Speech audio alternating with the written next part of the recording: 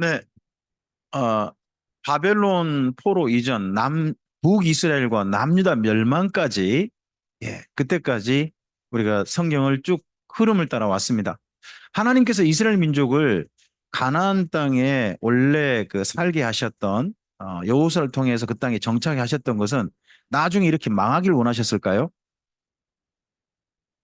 북이스라엘이 먼저 망하고 남유다가 망하는데 저는 개인적으로 그런 생각을 합니다. 하나님께서 결코 망하길 원하신 것은 아니다. 근데 망할 줄은 아시겠죠. 저는 하나님의 원하심과 실제 이룬 일이 다르다는 것이 상당한 괴리감을 느낍니다. 우리 사람은요, 우리 원함과 이루어짐이 다를 수 있어요. 근데 하나님은 어떤 분이냐 전지전능하시잖아요. 근데 전지전능하신 하나님도 하나님께서 원래 원하셨는데 안 이루어지는 일이 있더라는 거죠. 여기에 상당한 괴리감이 사실 저에게 왔어요. 어, 하나님께서 못하실 일 없다. 우린 늘 노래 그렇게 부르지 않나요? 내 하나님은 그거 힘 있어 못 응치 못할 일 전혀 없다라고 하는데 실제로 그러더라는 거죠. 기대와 다르더라는 거죠. 이제 제가 그런 역사를 보면서 아, 무슨 뜻이 있을까? 왜 그러실까? 하는 것들에 대한 고민이 좀 많았는데 그 고민이 해결될 부분이 사실 바벨론 포로들이었어요. 먼저 아담으로부터 출발된 인류가 노아 홍수 때 다 멸망하죠. 다 죽고 몇 명 살아남아요? 8명 살아남아요. 그때 8명 살아남길 하나님 원치 않으셨다고 생각해요. 다 살길 원하셨지. 하지만 8명 살리셨어요. 그리고 난 다음에 그 중에서 이스라엘 민족만 택하셨잖아요. 모든 민족이 아니라 이스라엘 민족만. 그래서 이스라엘 민족만이라도 제대로 회복을 원하셨지만 전 세계 땅덩어리 중에 우리나라 강원도만 하잖아요. 별로 큰 땅덩어리도 아니에요. 그 땅덩어리에 사는 사람이 얼마나 살았겠어요? 뭐 짐작컨대 수백만이라고 해요. 수백만 정도 살았어요. 근데 수백만 사람도 하나님이 마음대로 안 되신 거예요. 전능하신 하나님께서. 그래서 두 나라가 망해요. 망하는데 그 중에 살아남은 사람들, 그나마 하나님께서 살려두실 만한 사람들, 이들을 에레미야서라든지 이쪽에서 뭐라고 합니까? 좋은 무화과라고 표현을 해요. 좋은 무화과, 나쁜 무화과라고 하면서 그나마 바벨론 포로로 잡혀간 사람이 좋은 무화과다. 하고 하나님이 기대를 하세요. 그리고 그들에게는 특별히 에레미야를 통해 편지도 보내게 하세요. 너희들 그 땅에서 자리 잡고 그 땅에서 자식도 키우고 어? 얘도 많이 낳고 좀 그렇게 살아라. 그렇게 살다 보면 70년 만에 내가 돌아오게 하겠다 하시는 거예요. 자, 바벨론 포로 가서 끝장날 수도 있죠. 사실 어떤 나라에 멸망한 나라 있잖아요. 큰 나라나 작은 나라나 멸망한 나라 있잖아요.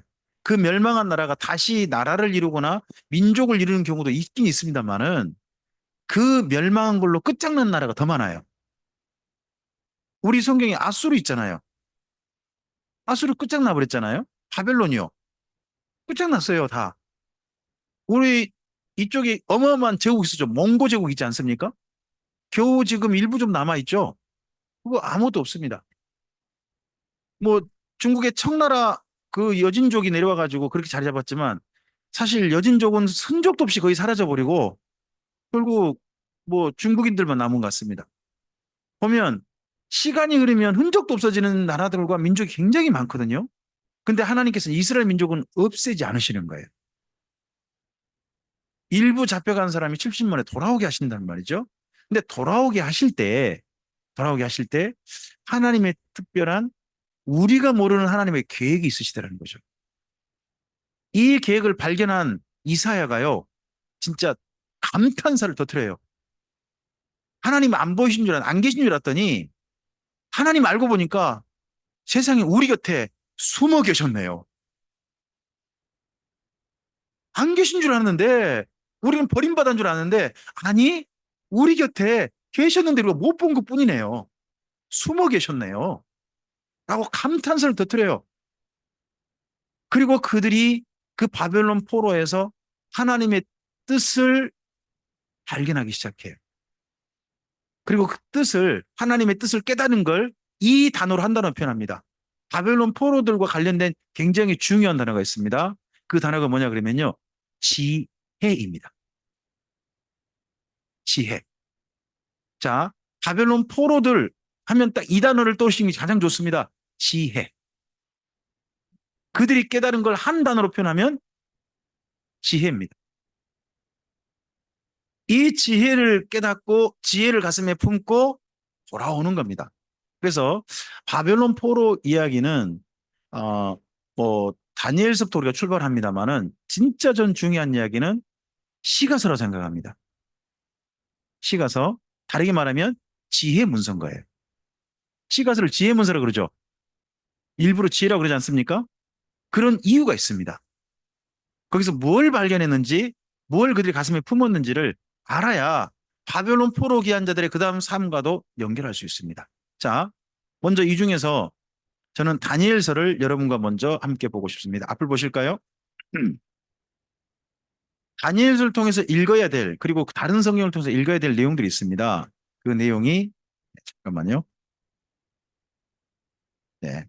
첫 번째, 누구만 사랑할 뿐임을, 하나님만 사랑할 뿐임을 어느 땅에서, 예, 가나안 땅에서 깨달은 게 아니라 바벨론 땅에서 깨달았습니다. 어떤 일을 겪으면서 깨닫습니까? 두라 평지에서, 예, 금신상에게 절하지 않고 풀무불에 들어가면서 깨닫습니다.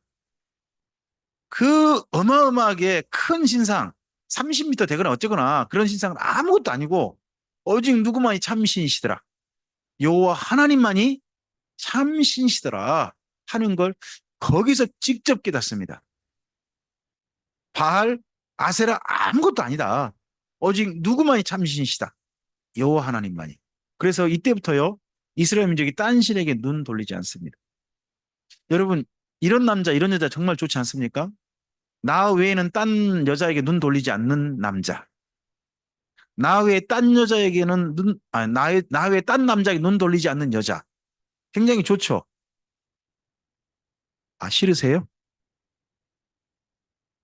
아니, 그러니까 남편과 아내 사이에.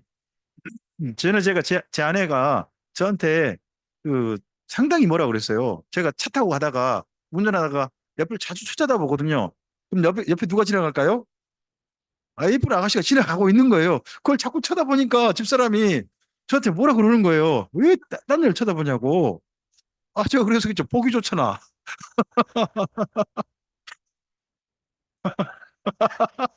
아, 그렇게 이야기했죠. 아, 그리고 말해. 아, 그러고 저는 그 여자 잊어버려요. 보기 좋다, 이쁘다 하고 전 지나가요. 그리고 항상 제 마음에 누가 있어요? 미우나 싫으나 제 아내가 있죠. 그럼 됐지 뭘. 그죠? 제 마음에 그냥 지나가는 여자인 거죠. 그 유명한 우리나라 저 이야기 떠오르지 않으세요? 아, 갑자기 여기까지 그 넘어가면 안 되는데 살짝 넘어갈게요. 그 웬 스님 이야기 아시죠? 아, 모른가요? 아, 늙은 스님하고 젊은 스님이 그 시주 얻으러 가시다가 강을 건너시겠대요. 근데 그 강 건너는데 그 젊은 아낙네가 강을 못 건너고 발을 동동 구르고 있더라는 거죠. 그러면서 스님, 저 이 강 좀 건너게 해주면 안 되겠습니까? 하니까 젊은 스님은 조금 좀 뭐라 그래요? 아이고, 여자를 가까이 하면 안 되는데. 그 늙은 스님은 아니요, 저한테 업히시오. 하고 등을 대주더라는 겁니다. 등을 대주고 그 젊은 아낙네를 등에 띄고 그 강물을 건넌 겁니다.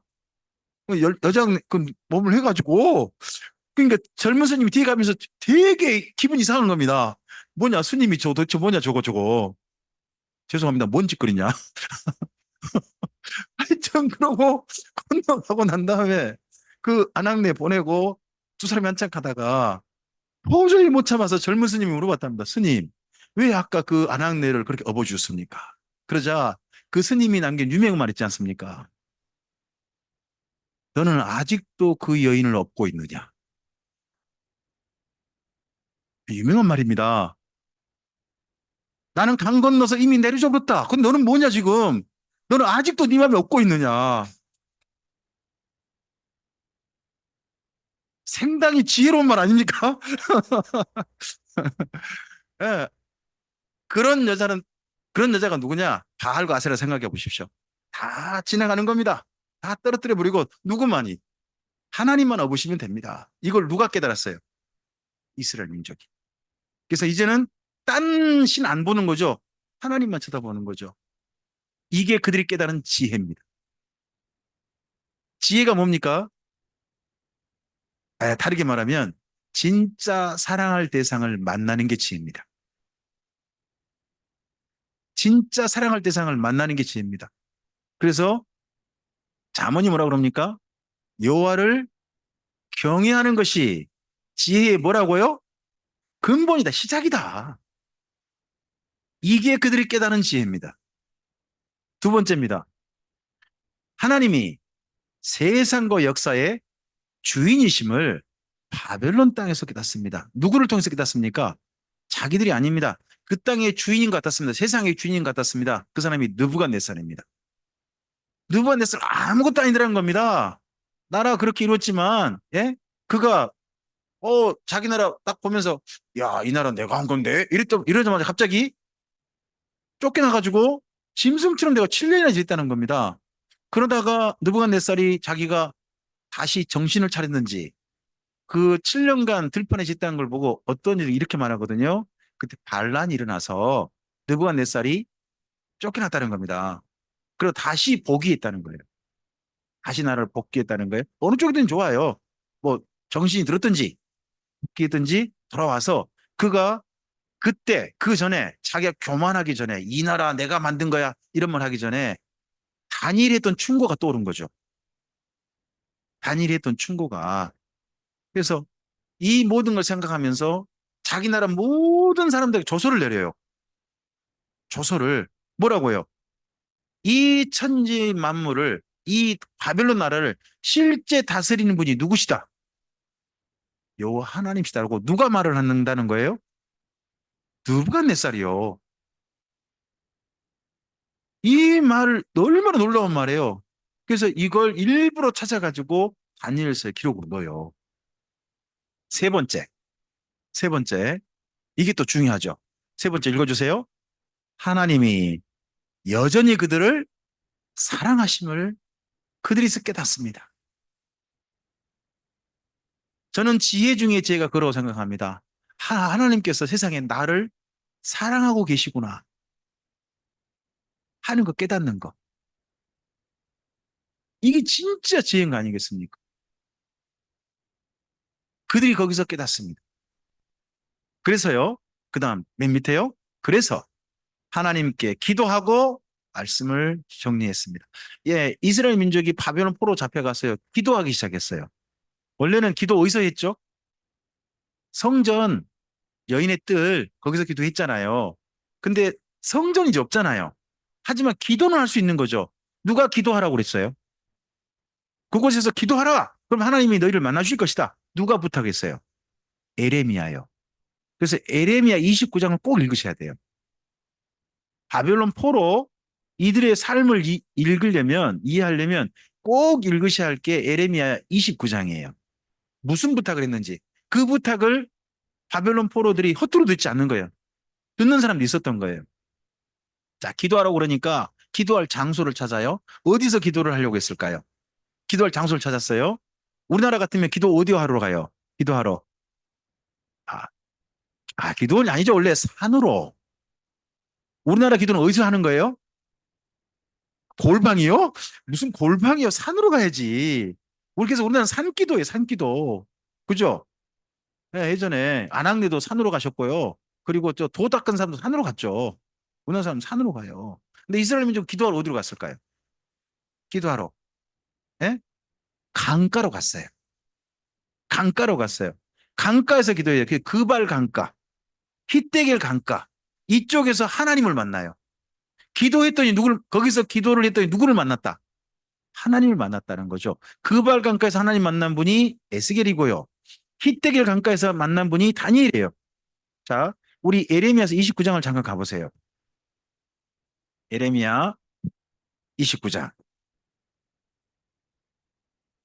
29장 말씀이에요. 네. 여기 에레미야의 부탁의 말씀을 좀 읽어봤으면 좋겠어요. 어, 11절부터 좀 읽을게요. 11절부터 13절. 11절부터 13절. 바벨론 포로로 잡혀간 사람들, 2차 포로로 잡혀간 사람들이 부탁한 내용이 보여요. 1절을 봐보세요. 그죠? 1절에 보시면 바벨론 포로로 잡혀간 사람들한테 편지 보냈다고 나오잖아요.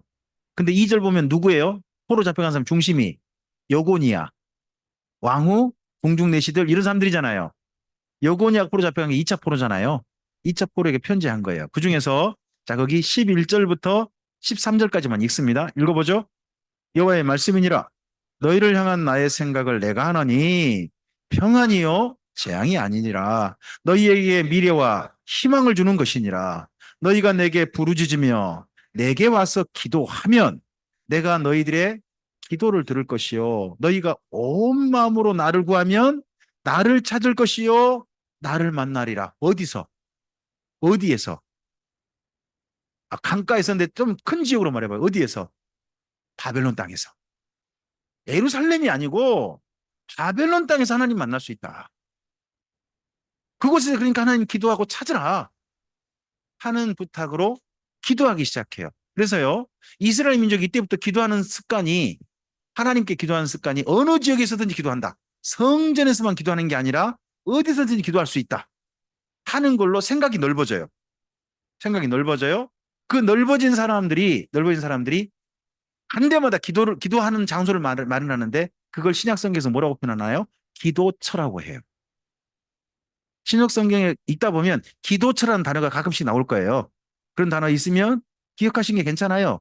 특별히 기도처가 어디 나오나요? 빌립보.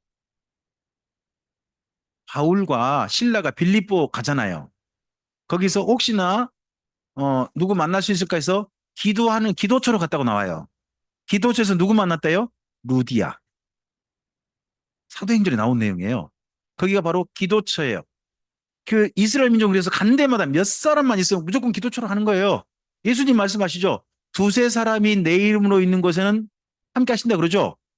근데 원래 그 이야기를 실천하고 있는 사람들이 누굴까요? 이미 유대인들이 실천하고 있어요. 지역마다 어디에서 기도처럼 모이고 있다니까요. 대신에 두세 사람은 그렇게 해요. 근데 좀 더 사람이 많아요. 특히 남자가 있어요. 남자들이 어느 정도 수가 되어지고, 그리고 건물을 마련할 수 있으면 건물을 마련해요. 자, 건물을 마련하면 반드시 또 바벨론 땅에서 했던 일을 해요. 하나님을 찾고 찾으면 만난다 그러죠. 여쭤보겠습니다. 예루살렘에서 하나님을 찾고 찾으면 만난다는 방법이 뭐예요? 예루살렘에서는 성전서 제사하는 거예요. 제사를 해 하나님을 만나는 거예요. 근데 바벨론 땅 제사할 수 있어요, 없어요? 성전이 없잖아요. 제사할 수 없어요. 그럼 어떻게 만날까요? 만나는 방법이 어디냐? 우리가 사실 아침에 읽었던 사무엘의 이야기예요. 하나님께서 사무엘을 통해서 자기를 계시하셨다고 하죠. 무엇으로? 말씀으로잖아요. 그러니까 바벨론 포로 중에 문서를 찾을 수 있는 거예요. 고위직에 있잖아요. 다니엘이나 이런 사람들이 고위직에 있잖아요. 에스라나 느헤미야나 고위직에 있잖아요. 고위직에 있으면 어디를 뒤질 수 있을까요? 자기들이 빼앗긴 문서들 같은 거 있잖아요. 그걸 찾아볼 수 있는 거예요. 열람할 수 있는 거죠. 열람할 수 있어서 그들이 각종 성경들을 다 수집한 것 같아요. 그전에는 쳐다도 안 봤던 선지자들의 글. 아마 아모스서가 이때 발견됐을걸요. 제 생각은. 호세아서 이때 겨우 찾았을지 몰라요. 요나서 눈도 안 보다가 이때 찾을 수도 있고요. 진짜 좋은 문서들, 좋은 성경들이 이때 다 발견되는 거죠. 그래서 그런 성경들을 수집하고 성경들을 전체 정리하기 시작해요. 정리하면서 이걸 그대로 있어서 안 되겠다. 이거 특별히 직업을 하나 마련하죠. 그 직업이 서기관 아닙니까? 서기관이 어떤 일을 하는 사람입니까? 성경을 필사하는 겁니다. 있는 그대로 필사하는 일을 때 하는 겁니다. 그리고 보존하고 정리해서 그다음 남깁니다. 근데 이것만 해서는 아쉬운 겁니다. 이 말씀이 하나님 하신 말씀이라면 하나님 말씀을 실제로 해석하고 가르쳐야 되겠다는 생각이 드는 겁니다. 그래서 성경 말씀을 해석하고 가르치는 일을 하기 시작합니다. 그러면서 하나님을 만나는 모임을 만들어요. 그 모임이 뭐예요? 회당 예배예요. 회당 예배. 그래서 바벨론 포로 때 회당 예배가 시작됩니다. 하나님께 기도하고 말씀을 정리했다는 겁니다. 그래서 어떤 큰 사건이 있으면요. 역사적으로 큰 사건이 일어나면 하나님 말씀으로 돌아가 보는 겁니다. 자, 우리 다니엘서 9장을 좀 가보실까요? 다니엘서 9장에 가보시면 그 시대에 어마어마한 사건이 한 사건이 일어났습니다. 세계적 변화를 가져오는 사건입니다. 그 사건이 있었을 때 왜 이런 사건이 일어났지? 하고 다니엘이 찾아보는 게 나옵니다. 9장 1절, 2절을 보세요. 9장 1절, 2절 찾으셨나요? 읽어볼까요? 메대족속 아하수엘의 아들 다리오가 갈대아 나라 왕으로 세움을 받던 첫 해, 곧 그 통치 원년에 나 다니엘의 책을 통해 여호와께서 말씀으로 선지자 에레미야에게 알려주신 그 연수를 깨달았나니 곧 예루살렘의 황폐함이 70년 만에 그치리라 하신 것이니라. 자, 어떤 사건이 일어났나요? 1절을 잘 이해하셔야 돼요. 1절 어떤 사건이 일어났어요? 1절이 뭐냐? 바벨론의 멸망이에요. 바벨론이 어느 나라에서 멸망되죠? 페르시아. 그래서 페르시아가 바벨론을 정복해가지고 바벨론을 다스릴 사람을 세워버리는 사건이 일어나는 거예요. 요즘 같으면 어마어마한 사건 이렇게 표현해 볼까요? 갑자기요. 미국이 망하고 미국에 새로운 나라가 들어섰다는 거예요. 그럼 전 세계적으로 어떻게 될까요? 어마어마한 변혁이 가져오겠죠. 우리 옆에 있는 만약에 중국이 망했다고 해봐요. 그럼 전 세계적으로 어떤 사건 어떻게 될까요? 현 이 흐름이 아니라 어마어마한 흐름이 변혁 나올 거예요. 그런 것처럼 그 시대에 바벨론이란 제국이 망했다는 것은 인류의 역사 흐름이 완전히 다른 방향으로 틀어져 버리는 거예요. 변혁이 가져오는 거죠. 왜 이런 사건이 일어났지 해가지고 뭘 찾아봤다고요? 2절에 책에서 에레미야 서책. 그러면 다니엘에게 뭐가 지금 수집되어 있는 거예요? 에레미야 선화 아니면 에레미야가 그곳에 보내던 편지 이런 게 자기 에레미야 손에 들려 있는 거 아니 다니엘 손에 들려 있는 거 아니에요. 그러니까 성경을 통해서 역사를 보기 시작한 거죠. 사건을 성경을 통해서 비교해 보고 깨달아가는 이런 일들이 이때 있기 시작합니다. 자, 보세요. 바벨론 땅에서 일어나는 이 특별히 네 가지 정도로만 줄여봤는데 이건 이스라엘 민족이 바벨론 땅에 갈 만한 겁니다. 하나님께서 가나안 땅에서 이스라엘 민족 어떤 사람을 만나길 원하셨죠? 저는 이렇게 생각하거든요. 하나님께서 가나안 땅에서 만나길 원하신 이스라엘 민족이란 하나님을 진실하게 사랑하는 사람이라고 생각합니다. 하나님을 진실하게 사랑하는 사람. 근데 그런 사람을 만났어요, 못 만났어요? 저는 제일 슬펐던 이야기가 호세아서 11장입니다. 호세아 11장 가보면 북이스라엘 나라를 말하는데 하나님께서 부르고 부르는데요. 한 사람도 일어서는 사람이 없었답니다. 호세아서 11장 표현이에요. 부르는데 들은 척도 안 하는 거예요. 하나님 그렇게 사랑하셨어요. 너무 슬픈 이야기가 거기 있죠. 그리고 남유다. 결국 바벨론 포로로 잡혀가요. 근데 바벨론 포로도요. 원래 다 죽어마땅한 사람이었어요. 그래도 그나마 너희들한테 좀 희망이라도 가져보려다 해가지고 몇 사람 데려가는 거거든요. 참 슬픈 게 오늘 그 신수 목사님께서 안내하셨는데 14장부터 11장을 읽어보시면요. 예루살렘에 한 사람도 살려둘 사람이 없다고 하신 하나님이 만나요. 참 슬픈 이야기죠. 아니 대한민국에 하나님께서 오셨는데요. 교회 다 다녀보시고서 하신 이야기가 천국 데려갈 사람이 한 사람 없다 그러면 우리 어떻게 되는 거예요? 정말 슬픈 일이잖아요.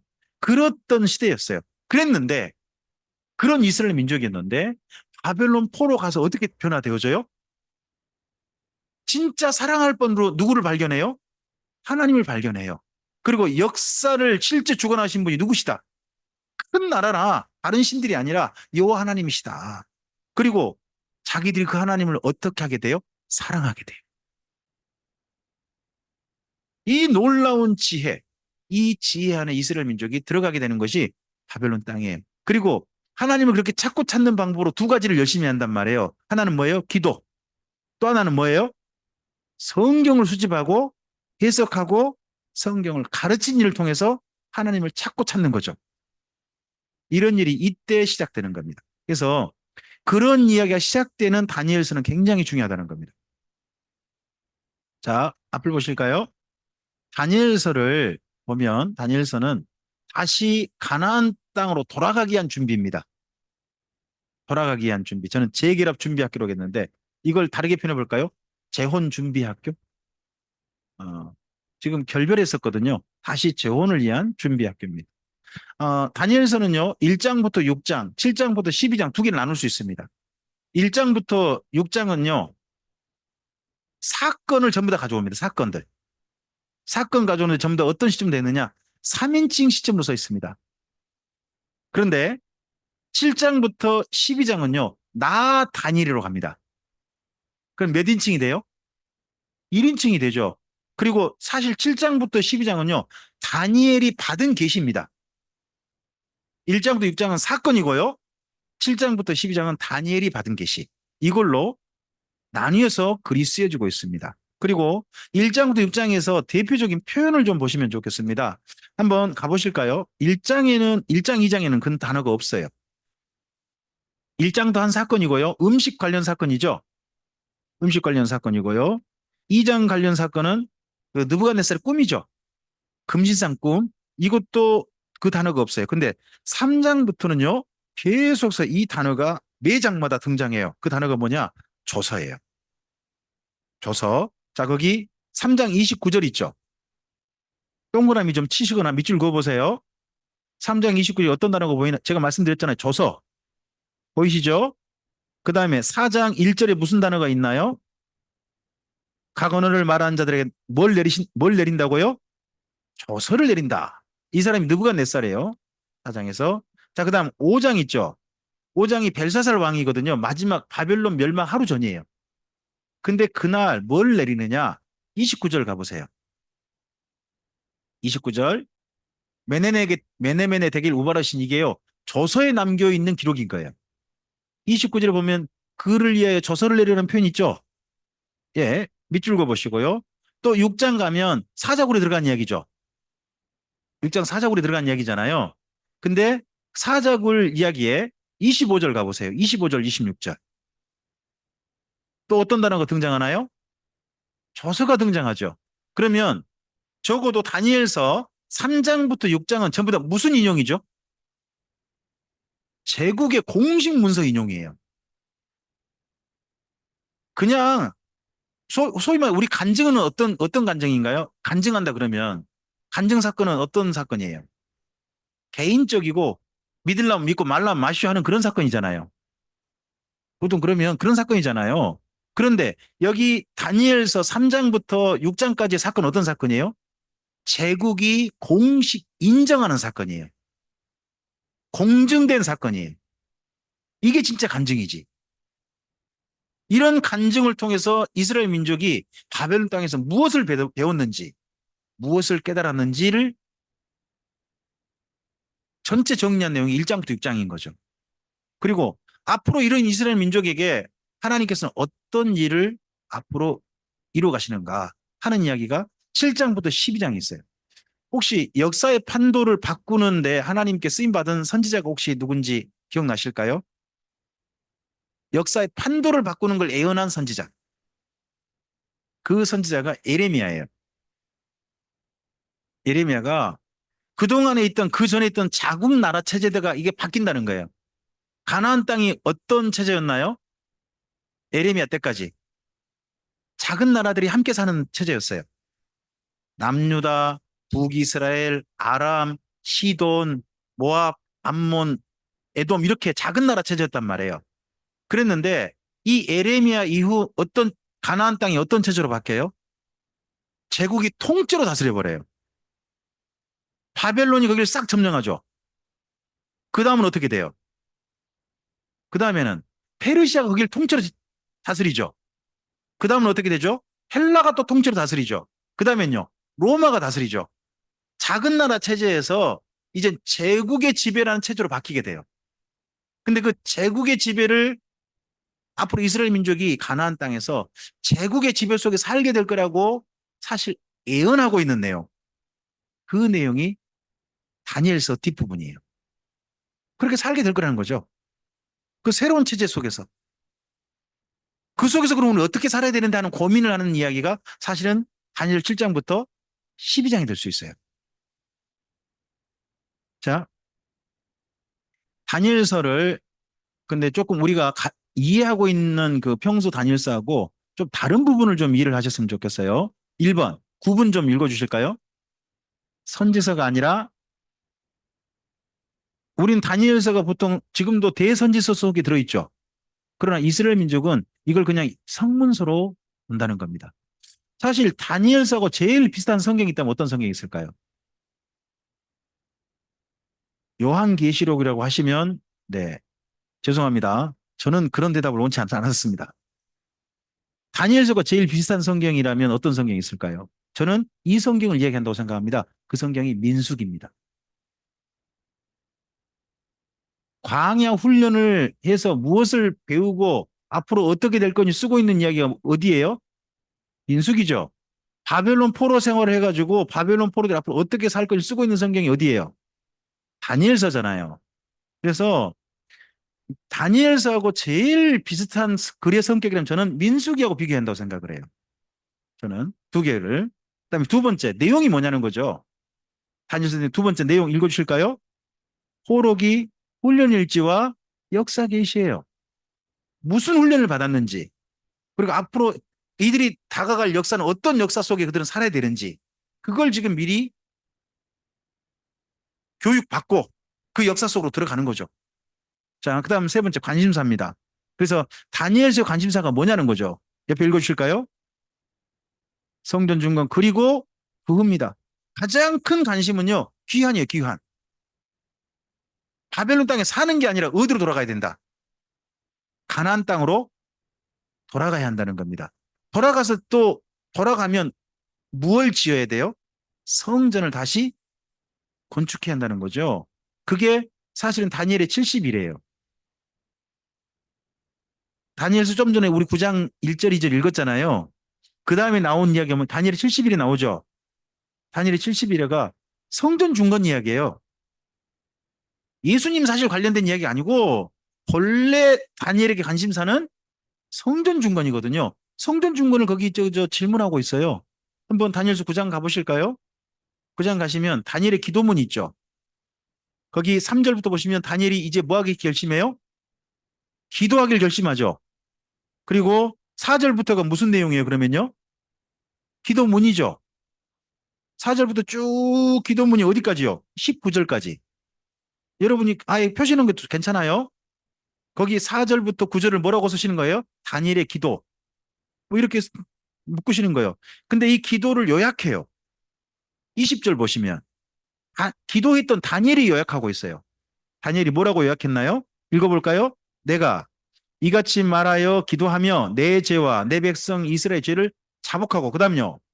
내 하나님의 거룩한 산을 위하여 내 하나님 여호와 앞에 자, 내 하나님의 거룩한 산이 어디예요? 예루살렘. 예, 거기에 뭐를요? 중건요, 성전 중건. 예루살렘 회복. 이걸 위해 기도했다는 거죠. 메시아 오게 해달라 기도한 게 아니에요. 원래 내용이. 여기에 대한 응답이기 때문에 가장 기본적으로 먼저 응답은 포로기한과 성전 중건에 있습니다. 그리고 난 다음에 마지막 한 일회가 예수님 관련된 이야기다. 이건 우리 충분히 받아들일 수 있죠. 다니엘이 모든 걸 깨달은 건 아니니까요. 자, 하지만 관심사는 뭐다? 귀한과 성전 중건이다. 다니엘서를 읽으실 때 우린 자꾸 예수님께로 가져가려고 그래요. 계시록 가져가려고 하는데 잠깐 그 시도는 멈추고요. 본래 다니엘의 의도 거기에 먼저 중심에서 읽으시고 그 나머지 부분을 가지고 우리가 가야 하는 거예요. 그 다음에 그러다 보니까 오해가 있다는 거예요. 오해. 세 번째 뭐래요? 다니엘서를 뭘로 봤어요? 근데 그게 어디예요? 요한계시록, 구약성경의 작은 요한계시록 이렇게 하는 데는 안 시켜요, 원래. 이런 부분들을 좀 이해하시고 다니엘서를 보셨으면 좋겠어요. 다니엘서를 새로운 각도에서 읽어보자는 거예요. 우리 성경이 지금 대선지 속에 분류돼 있고 하지만 좀 다른 각도로 좀 읽어보시자. 하는 걸 말씀드리는 겁니다. 자, 아까 제가 민수기랑 비교한다고 그랬죠? 봐보세요. 자, 민수기는 광야에서 누구만 보여요? 너만 보여줘. 딴 신 없잖아요. 딴 날 없잖아요. 광야에 누구만 있어요? 사실 하나님은 안 보여요. 뭐만 보여요? 아, 구름 기둥, 불 기둥만 보이죠. 아, 그러잖아요. 성막 위에 그것만 보이잖아요. 그것만 보고 하나님 40년 가는 거예요. 그죠? 하나님 계신다 하고 다니는 거 아니에요. 딴 게 안 보여요. 딴 게 안 보여요. 그런데요, 바벨론 땅은 어때요? 온갖 우상들, 거기에 전 세계를 지배하는 왕, 예? 삐까번쩍한 그 바벨론 문명, 이런 게 있는 속에서요, 하나님을 봐야 돼요. 제가 이때 정도에 제가 하는 그 옛날 광고가 그 공익 광고, 그게 있어서 제가 꼭 말씀드린 게 있어요. 이거 기억 못 하신 분도 있더라고요. 서울역 거리에요. 수많은 이빠 태국기를 들고 나가 누구를 막 환영해요. 태극기를 들고 여기 막 누군가를 환영하고 막 해요. 근데요, 저쪽에서 서울역에 막 도착하신 그 할머니께서 머리에 짐을 였는데 짐에 보면 닭이 날개를 타박타박 하고 있고요. 그러면서 한 손으로 머리 쥐고 한 손으로 저기 보면서 야 하고 환하게 웃으면서 하는 거예요. 할머니가. 근데 그 인파 속에 저 건너편에요. 한 젊은이가 양복을 입고 그분을 향해서 딱 하는 거예요. 그럼 이쪽은 누구 저쪽은 누구겠어요? 그렇죠. 그 환영 인파가 바라보고 있는 대상 속에서요. 아들은 그 수많은 사람 속에 누구를 정확히 찾아요? 엄마를 찾고 엄마는 또 그 수많은 인파 속에 누가 보여요? 아들이 보인단 말이죠. 이 공익 광고 영상이 제게 그때 굉장히 눈에 봤어요. 그랬다가 나중에 성경을 보다 보니까 하나님께서 나는 너만 바라봐 이러시잖아요. 너만 보여 이러시잖아요. 그러면서 하나님도 우리한테 뭘 기대하시는 거예요? 나만 봤으면 좋겠어를 기대하시는 거 아니에요. 서로 그렇게 보였던 그 영상이 정말 그랬는데 수많은 우상 숭배, 수많은 우상이 있고 왕이 있고 삐까번쩍한 문명이 있는데 거기서 누구만 보여요? 하나님만. 그 사람이 누구예요? 다니엘 아니에요. 이런 이야기가 여기 바로 다니엘 선거죠. 그 다음에 광야 생활은 훈련이 몇 년이에요? 40년이죠. 바벨론은요? 70년이 훈련은 시간이 훨씬 더 길어요. 그러니까 뭐 요즘 우리나라 하면 그런 거잖아요. 광야 생활은 4년제 대학 가신 거고 그리고 바벨론은 4년제 대학에다 대학원까지 가신 거 아니에요. 그죠? 그러신 거고 훈련생 수가 확 줄어요. 광야에서 몇 명 하죠? 60만 3,550명이잖아요.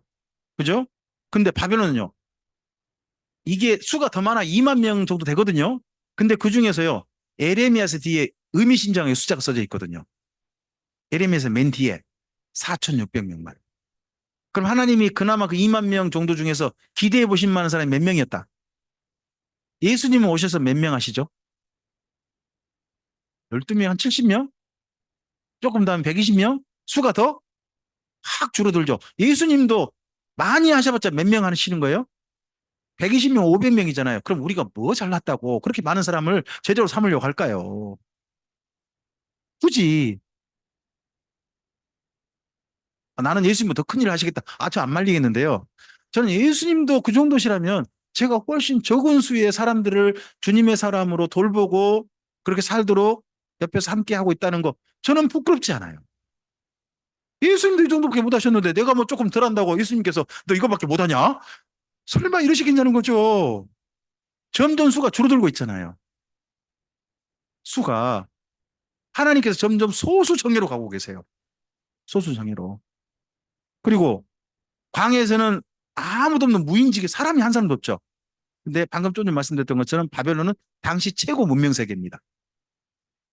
여러분 예전에 이런 말 많이 써보셨으면 기도줄 잡는다 혹시 이런 말 써보셨습니까?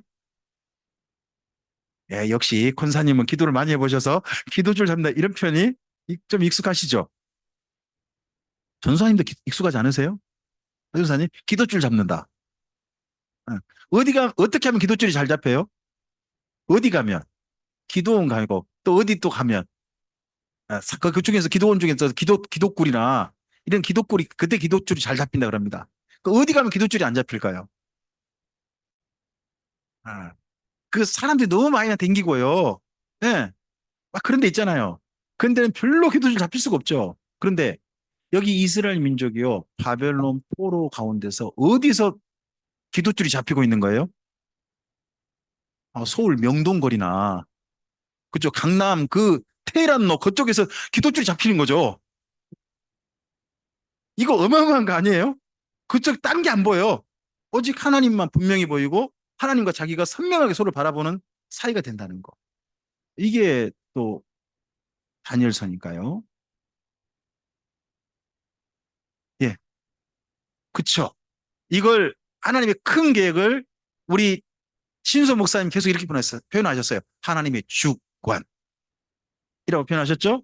이걸 신약 성경에는 뭐라고 표현하나요? 하나님의 경영, 하나님의 특별한 경영, 오이코노미야, 기이한 계획. 아, 뭐 이스라엘 민족이 망할 때 하나님 모든 게 다 끝장난 줄 알았잖아요. 근데 바벨론 땅에서 하나님의 본래 꿈이 이렇게 이루어질 줄 누가 알았겠어요? 다니엘서에서 꿈이 이루어지고 있는 그 장면이 이제 보이는 거죠. 그래서 광야 생활과 또 바벨론 생활은 훈련 내용도 변화도 달라요. 그리고요, 훈련 교재도 살짝 다릅니다. 근데 비교가 되죠. 저는 그래서 민수기하고 다니엘서를 비교해서 읽어봐야 한다고 봅니다. 내용 유사점이 너무 많아요. 서로 간에. 자, 다니엘이라는 사람을 여기 다니엘서에서 소개하잖아요. 다니엘은요, 어릴 때는요, 음식 문제를 분명히 하죠. 어릴 때 제일 어려운 게 뭔가요? 어린이 교육시키는 게 제일 어려운 게 뭐예요? 저도 먹는 거더라고요. 우리 집 애들이요, 여기 어린이집 가기 전에 콩을 다 먹었어요, 콩. 근데 어린이 가자마자 그다음부터 안 먹는 게 콩입니다. 왜요? 얘들이 안 먹어요. 그러니까 자기도 자기만 먹으면 자기만 이상한 거야. 안 먹는 거예요. 우리 집 애들 어릴 때 제가 집사람 닭달닭달 해가지고 조금 먹는 거 상당히 가렸죠. 근데 그게 학교 가면요. 가려질 리가 없죠. 이거 참 쉽지 않습니다. 음식을 가지고 아이들을 기른다는 게. 아이에게 집에서 홈스쿨링 하거나 그러지 않고 학교 보내면 이거 포기해야 됩니다. 그냥 먹여야 돼요. 그다음에 살면서는요. 이름 가지고 자기 정체성을 드러냅니다. 이름. 거기 느부갓네살이 다니엘에게 이름을 붙여줬죠. 뭐라고요? 벨드사살이라고. 벨이라고 하는 바벨론 신행과 연결된 이름입니다. 그런데요. 다니엘은 자기를 벨드사살 부르면 항상 뭐라고 하는 겁니까? 저는 다니엘입니다. 저를 다니엘이라 불러주시는 하는 겁니다. 그러다 보니까요. 거기 바벨론 초의 고위직들이요. 다니엘을 뭐라고 부르냐? 벨드사살이라 이름한 다니엘. 그러니까 뭐도 포기 못하고 느부갓네살이 붙여줬잖아요. 그러니까 벨드사살은 포기 못하지만 다니엘이 자꾸 뭐라고 요구하니까 나는 다니엘이라니까 다니엘도 붙여주는 거죠. 벨드사살의 이름하는 다니엘아. 이게 정체성이잖아요. 자기 정체성. 저 우리나라에도 이 정체성을 우리나라 기업이 했는데 지금은 그거 포기했더라고. 주의를 쉽니다. 지금은 그 기업에서 이름이 바뀌었습니다. 그 표지가 일요일은 쉽니다로 바뀌어 있어요. 아, 좀 마음이 좀 아팠어요. 마음이 좀 아팠어요. 정체성이죠.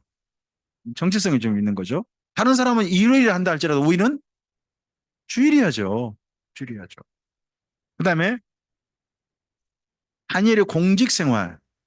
그는 신상에 절하지 않고 그리고 왕의 명령이라 할지라도 하나님 명령이 우선하지 않았습니다. 정말 멋진 사람이었죠. 그의 말년은 신앙이냐 왕명이냐 했을 때 사자굴에 들어간다 할지라도 그의 자기를 지켰습니다. 제가 이야기할 때 그 노후 목사님 한 가지 예화를 들어가지고 상당히 기억나서 그다음 계속 쓰는 게 있습니다. 어, 우리나라의 그 대한항공이 한진이라고 하는 기업의 소속인 거 아시죠? 한진 회장이 뭘 좋아하는지 아십니까? 무당을 좋아하십니다. 비행기 한 대 들이시면 뭐 하실까요? 돼지. 하고 있고, 입 벌리고 있고, 거기에 돈 껴놓고 앞에서 절하는 겁니다. 자, 회장이 나와서 절하면 임직원들 어떻게 됩니까? 그날 그래가지고요. 그날 그래서 그 1년에 한 번씩 그 예전에 했다고 해요. 예전에 했는데 그날 의무실 찾는 사람이 너무 많고요. 화장실 찾는 사람이 너무 많대요. 뭔가 아픈 사람이 많은 거예요. 절하기 싫어가지고. 그분들이 누구였겠어요? 예, 그래서 그쪽 대한항공 신우에서 그 기도 제목이 있었지 않습니까? 제발 이것 좀 없애 주시옵소서. 근데 마침내 지금은 안 한다 그러죠. 지금은 안 한다고 합니다만 상당히 이거 오래 했다고 합니다. 하여튼 그 노 목사님께서 얘기하셨는데 못 들어보셨습니까? 이야, 아주 옛날 제가 다닐 때 했던 이야기신군요. 아, 노 목사님께서 그 전체 강좌 다 하실 때 그때 정도 이야기를 한 번쯤 하시고 가셨습니다. 아, 참. 아, 다 저보다 그 다음 빨이군요. 네네. 다니엘서를 간단히 본다면 아까 보시던 것처럼 1장부터 6장 그리고 7장부터 12장이 따로 나뉠 수 있습니다. 따로 나눠서 내용을 할 수 있습니다. 1장부터 5장은요. 바벨론 제국에서 만난 하나님이죠. 그리고 6장은요. 아사 제국, 페르시아 제국에서 만난 하나님이 됩니다. 그리고 당연히 계시도 보시면 벨사살, 다리오 왕 원년, 보리스 3년 이래서 아, 바벨론 제국 그리고 페르시아 제국 이렇게 나뉘어 있습니다. 그리고 1장부터 6장은 경험이죠. 이제 경험입니다. 7장부터 12장은 계시받은 겁니다. 그러다 보니까 시점이 다릅니다. 1장부터 6장은 3인칭입니다. 그리고 어떤 단어가 상당히 중심이 된다고요? 조서. 조서가 중심이고요. 그리고 7장부터 12장에 중요한 건 세 개입니다. 첫째는 1인칭 시점이라는 거. 나, 다니엘. 이게 중요하고요. 두 번째는요. 7장부터 12장에 반복적으로 기도하는 다니엘이 나옵니다. 하나님을 어떻게 만난다고요? 어디에서? 바벨론 땅에서. 뭐 하다가? 기도하다가 만난다. 이 내용이 반복적으로 등장합니다. 그리고 또 중요한 게 뭐냐? 깨달았다는 겁니다. 오의라고 제가 표현했는데 앞서서는 다니엘이 깨달았다고 돼 있습니다. 근데 뒷부분 가면 12장 가면 다니엘이 뭔 말인지 몰랐더라. 이렇게 나옵니다. 그랬을 때 천사가 뭐라고 합니까? 이건 너 굳이 너 알 필요 없어. 나중에 너 다음 거니까 그때 가면 다 깨달을 거야. 언제 깨달아지는 거예요? 예수님 오시면. 그래서 넘겨가는 내용도 있습니다. 잠깐 좀 짧게 좀 볼까요? 다니엘 때 나라가 이 바벨론이죠. 이 바벨론 제국에 의해서 세상이 지배되고 있었습니다. 그때 메데, 페르시아, 루디아, 이집트 같은 이런 큰 나라들이 전 세계를 이쪽 지역을 분할하고 있었죠. 이 중에서 이 나라의 판도를 바꾼 사람이 누가 등장합니까? 고레스. 고레스라는 사람이 등장을 해서 이 사람이 새로운 판도를 역사 판도를 만들어냅니다. 근데 이 고레스의 등장을 누가 예언하십니까? 하나님께서요. 하나님께서 이사야 선지자를 통해서 고레스의 등장을 예언하게 하십니다. 자, 이사야서 45장 1절 말씀 찾아보 주세요.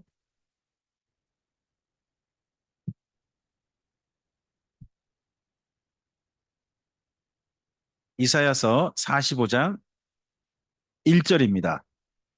읽어주실까요?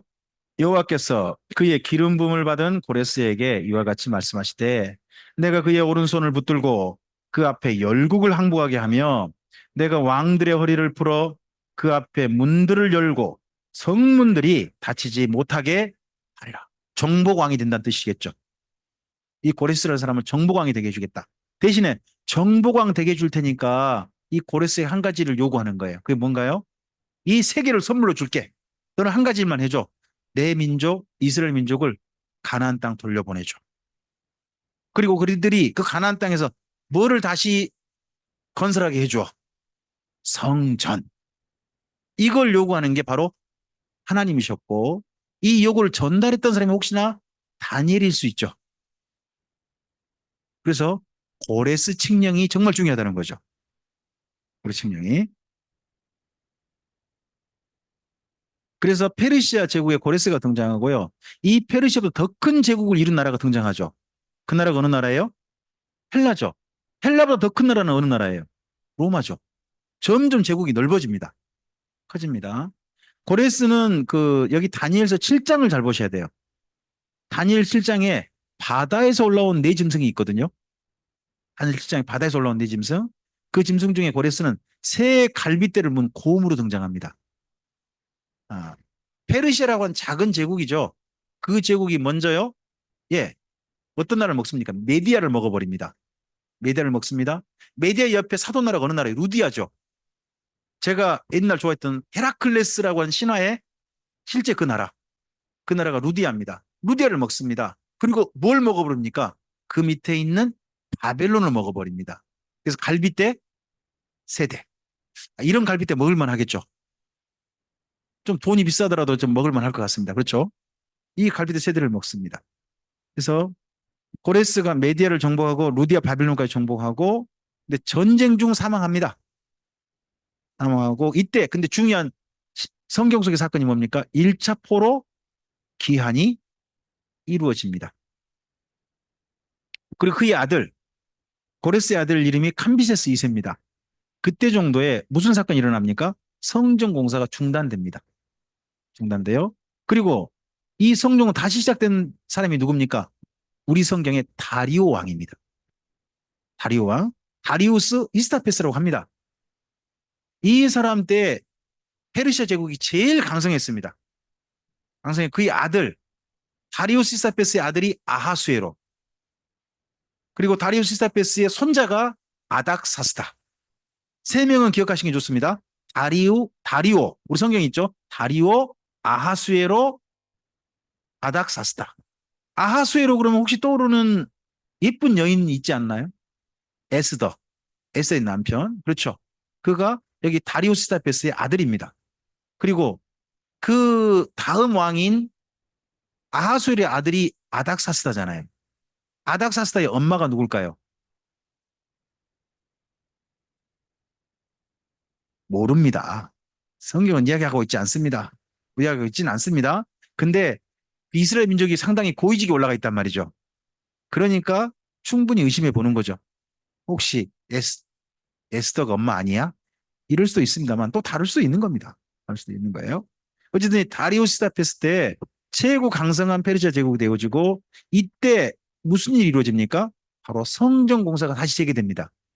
이때 등장했던 유명한 두 선지자가 있죠. 학계 스가랴. 스가랴 등장하고 성전이 중건되어집니다. 4년 만에. 어, 페르시아 제국의 영토죠. 이 어마어마한 인도까지 해가지고 이집트까지 간 이 어마어마한 영토를 다리우스 스타피스 때 다스렸습니다. 이 어마어마한 영토를 도로 나눴죠. 도. 127개 도. 도를 나눴는데 도마다 왕이 있는 거죠. 총독이 있고 왕이 있는 거예요. 그러다 보니까 페르시아 제국의 왕을 뭐라고 부를까요? 왕 중의 왕. 이걸 다른 말로 해봐요. 만왕의 왕. 만왕의 왕이란 말이 원래 페르시아 제국 황제를 가리킨 표현입니다. 근데 그거 어떻게 황제가 써? 이거 누구만 쓸 수 있어? 하나님만 이게 만왕의 왕 만주의 주는 우리 하나님께 드리는 표현이야 돼. 이스라엘 민족이 딱 가져온 거죠. 이걸. 자, 다리우스 시스타페스의 아들이 누구예요? 아하수에로. 이때 무슨 사건이 있다고요? 에스더. 모르드게 사건이 있습니다. 그리고 그의 손자가 누구예요? 아닥사스다. 아르타 크세르 크세스죠. 이때 에스라 느헤미야가 있습니다. 근데 다리우스 아하수에로 아닥사스다 세 명의 3대에 걸쳐서 지속적으로 하는 게 있습니다. 그게 뭐냐 그러면 그리스와 전쟁입니다. 이 그리스와 전쟁하다가 힘 팔려가지고 망한 나라가 페르시아입니다. 예. 우리나라도 보면 우리 작은 나라라고 시비 봐갖고 쳐들어온 나라가 중국 아니었습니까? 시비가 특히 고구려 쳐들어왔다가 결국 쳐들어온 것 때문에 망한 나라가 있죠. 그 나라가 수나라 아닙니까? 수나라가 그렇게 되지 않습니까? 여기도 힘 팔려가지고 이 힘 팔렸다가 그만 그리스한테 먹혀버리지 않습니까? 여기는 이란의 하마단입니다. 하마단 그러면 저 어딘가 있는데 거기가 악메다 악바타나 액바타나 이쪽이 가리킨 편이더라고요. 네. 그리고 이란에 수사가 있습니다. 수사. 페르시아 수사죠. 이곳에 그 다니엘의 무덤. 여기 좀 살짝 삼각형 쭉 올라온 거 있죠. 여기 다니엘의 무덤 그쪽이라고 그러고요. 여기가 전 세계 유물로 굉장히 유명한 거래요. 아주 옛날에 페르시아 제국 때 만든 관계 시설물이래요. 지금까지도 보존돼서 이렇게 있다고 합니다.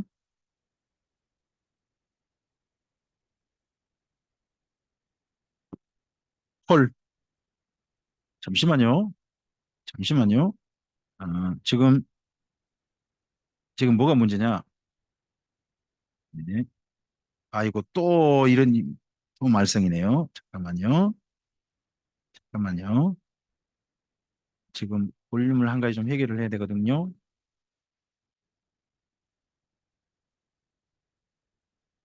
어? 다 풀렸는데? 풀렸는데 왜 소리가 안 나올까요?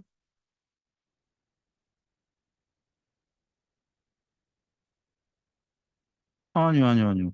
근데 이렇게 될 리가 없는데? 왜 자꾸 처음으로 가버려요, 이게? 웃기다. 잠시만요. 볼륨 믹서 열고요. 예, 여기 꺼졌네. 자, 잠깐만요. 해결했어요. 페브리즈 헐! 다우니안 우리 가족 또 운동화 펴져. 날마다 향기롭게 페브리즈. 아유, 참, 어른들의 참. 피로에 아, 어른들의 건너뛰기를 할 수가 없어요. 램퍼벨 S. 시라지를 떠나 1시간 남짓 만국을 포용한 만인의 제국. 페르세폴리스라는 곳이죠. 드디어 페르시아의 심장 페르세폴리스가 웅장한 모습을 드러냅니다.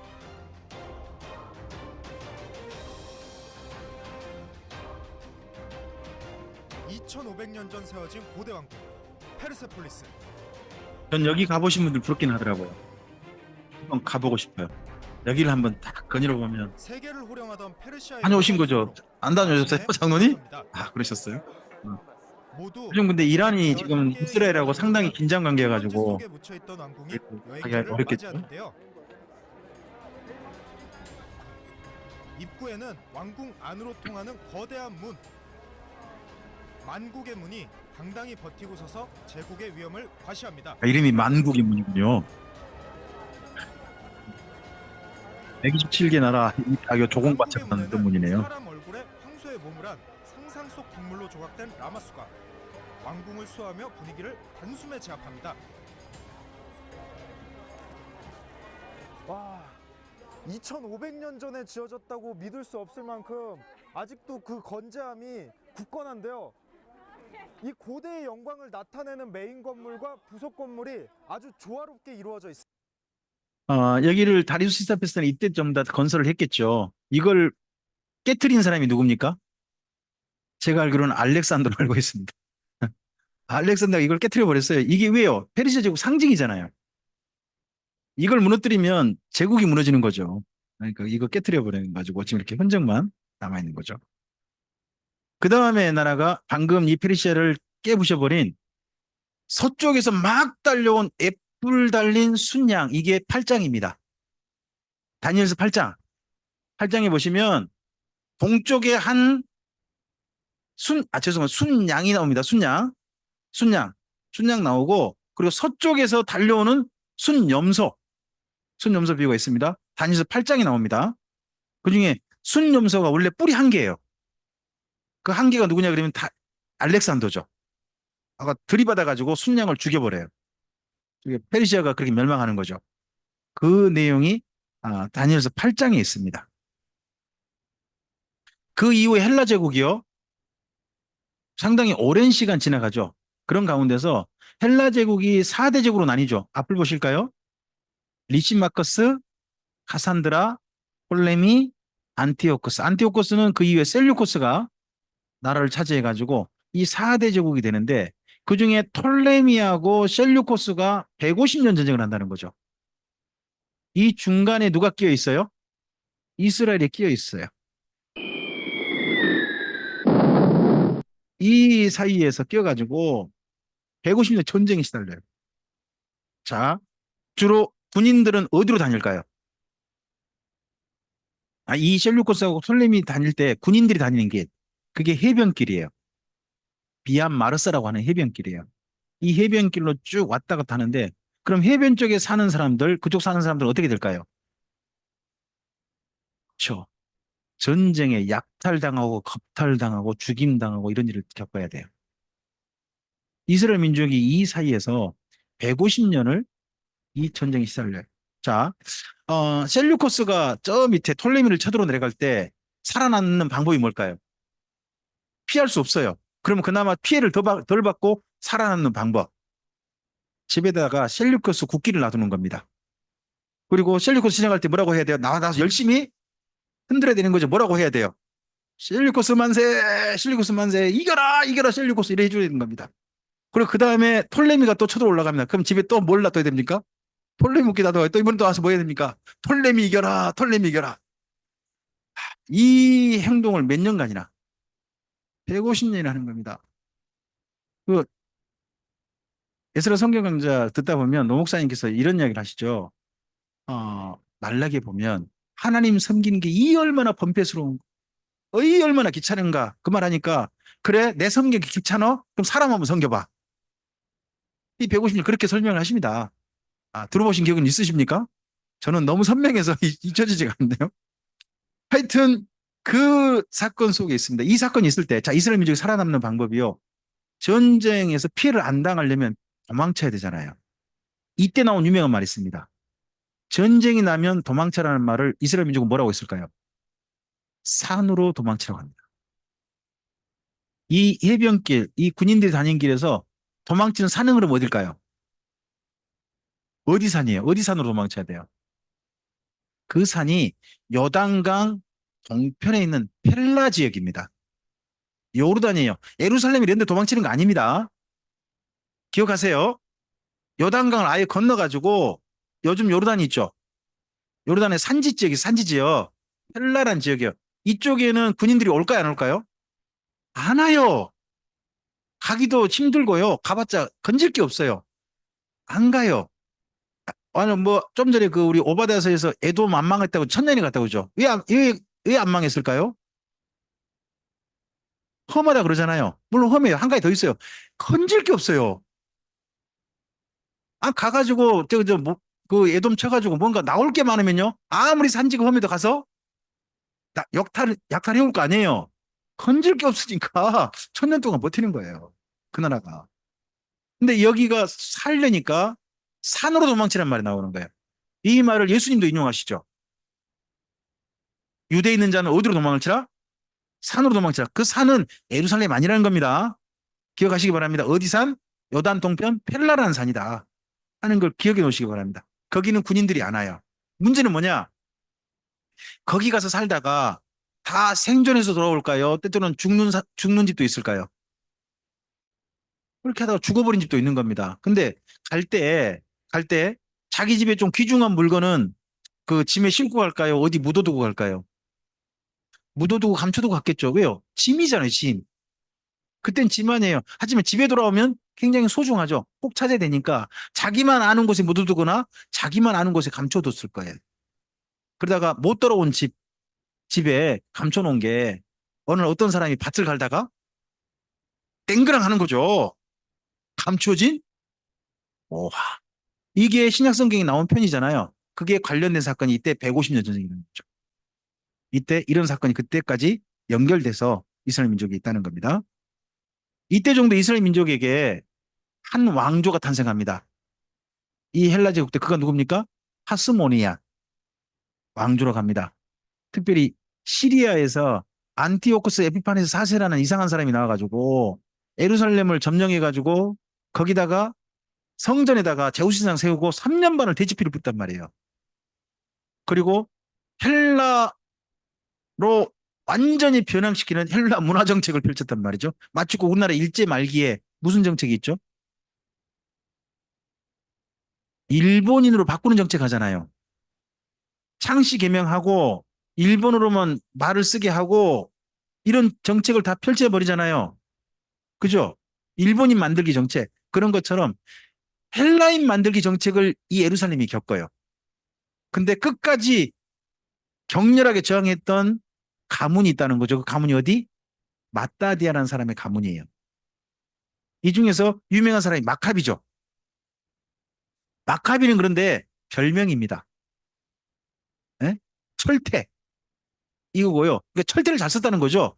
이 사람의 아들, 이 마따디의 아들 이름은 유다입니다. 근데 철퇴를 가지고 있다 가지고 그 항쟁을 보고 마카비 항쟁이라고 표현을 해요. 그죠? 유다 항쟁을 그러지 않고, 예? 유다의 무기인 철퇴가 상징이 된 거죠. 그래서 마카비 항쟁이란 이런 말을 썼습니다. 이들이 저항해가지고 성공하죠.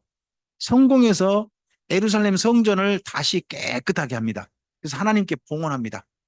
그걸 보고 절기가 만들어진 거죠. 그것 때문에 기념하는 절기가 수전절입니다. 수전절. 그런 절기를 만드는 이 하스몬 왕조입니다. 근데 이 하스몬 왕조는 페르시아, 헬라 제국 때 정도 만들어져 가지고 얼마 못 가게 됩니다. 못 가고 망하게 되죠.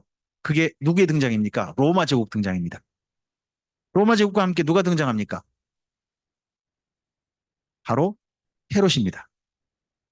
헤롯이 등장해서 이 나라는 순식간에 헤롯에게 먹혀버리고 맙니다. 사실은 로마에 먹힌 겁니다. 그래서 로마 마음대로 이 땅을 헤롯 가문에게 줘버린 거죠. 그래서 이렇게 헤롯 가문이 이 땅을 차지하고 이 땅에 누가 오십니까? 예수님이 오십니다. 사실 예수님 전에 누가 등장해요? 세례 요한이 등장하죠. 이 정도 하면 다니엘서의 아주 간략한 중간사가 되겠습니다. 뭐 이 정도 하면 되지 뭘 더 해요.